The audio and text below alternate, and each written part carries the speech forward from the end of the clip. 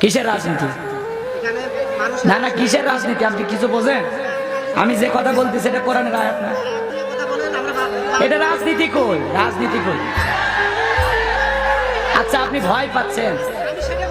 না না, আমি তো রাজনীতির কথা বলি না। আমি বলছি ক্ষমতার মালিক আল্লাহ, বিশ্বাস করেন না? তা আমি তো বলতেছি ওই কথাই যে ক্ষমতার মালিক কে। আপনি আয়াতের অর্থ বুঝবেন না? আয়াত দিয়ে তো মাহফিল হচ্ছে। কি অবস্থা!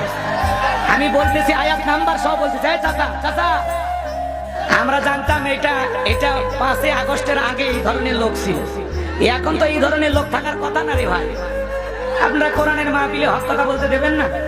আচ্ছা বলেন তো, আপনারা সবাই বিশ্বাস করেন না ক্ষমতার মালিক আল্লাহ? আমি কি বলতেছি?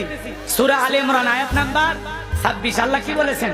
কুলিল্লাহুম্মা মালিকাল মুলকি তুতিল মুলকা মান তাশাউ ওয়া তানজিউল মুলকা মিম্মান তাশাউ। আমি কি বলেছি? রাজত্ব দেওয়ার মালিক। কথা বলেন, রাজত্ব দেওয়ার মালিক আল্লাহ স্পষ্ট করে বলতেছেন। আমি আল্লাহ ক্ষমতার চেয়ারে বসানোর মালিক। তাহলে ক্ষমতা দেওয়ার মালিক কে? আবার ক্ষমতা কেড়ে নেওয়ার মালিক কে? সম্মান দেওয়ার মালিক আল্লাহ, লাঞ্ছিত করারও মালিক। বিয়াদিকাল খায়র, সকল কল্যাণের চাবিকাঠি আল্লাহর হাতে। ইন্নাকা আলা কুল্লি শাইইন কাদির, সকল ক্ষমতা একমাত্র মালিক আমার আল্লাহ। চিৎকার মেরে আমি সূরা মুলুক থেকে কথা বলতেছি, 1 নাম্বার আয়াত। আবার এখানে আমি আয়াতের দলিল দিলাম যে সূরা আলে ইমরান আয়াত নাম্বার 26। না বুঝা যদি আপনারা এই যে এইভাবে কথা বললে আসলে কষ্ট লাগে।